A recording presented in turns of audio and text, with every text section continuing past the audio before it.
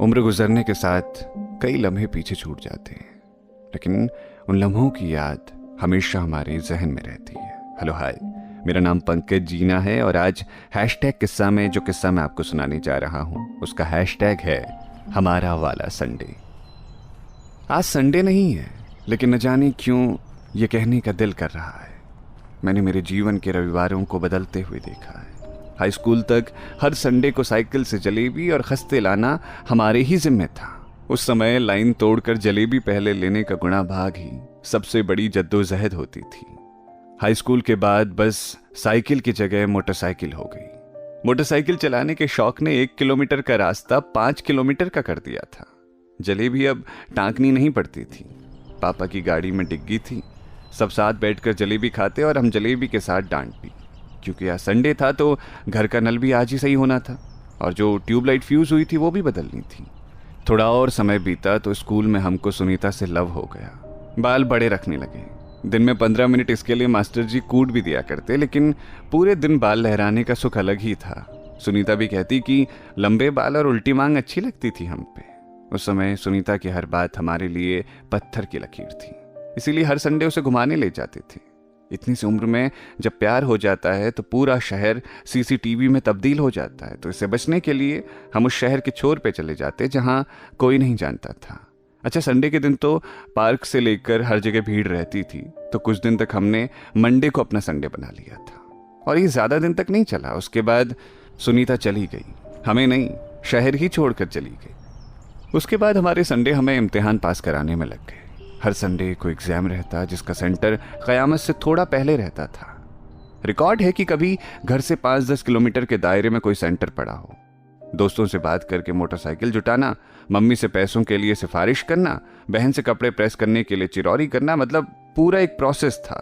आज जब कोई पूछता है कि अबे तुमको इतनी सारी ट्रेन का आइडिया कैसे है, तो भैया बता दें कि आधा जीवन रिजर्वेशन वाले डिब्बे में सीट के लिए झगड़ा करते हुए बीता है। व्यवहारिकता वाली अपनी आधे से ज़्यादा ट्रेनिंग इसी पीरियड में हुई है। जब दिल्ली रहने लगे तो एक नए शब्द से आमना सामना हुआ, वीकेंड। पहले लगा वीकेंड सैटरडे संडे की तरह कुछ होता होगा जो महीने में एक बार आता है, पर धीरे धीरे भनक लगी ये तो हर हफ्ते आता है और संडे इसमें शामिल है। यहाँ से संडे हमारे हिसाब से चलना बंद हो गया और हम संडे के हिसाब से चलने लगे। हर काम को ये कह के टाला जाने लगा कि वीकेंड पे कर लेंगे, मगर पार्टी करने के अलावा कुछ नहीं होता था। धीरे धीरे लगने लगा कि सप्ताह में 5 दिन हकीकत के और 2 तसव्वुर के होते हैं। इस दौरान हमको प्रेम भी टॉप लेवल का हुआ, लेकिन निभा किसी से नहीं पाए। ऐसा लगता था जैसे सारे रविवार उठा उठा कर किसी शेल्फ पर सजा रहे हों। जब से लॉकडाउन में घर लौटे हैं तब से हर दिन संडे लगता है।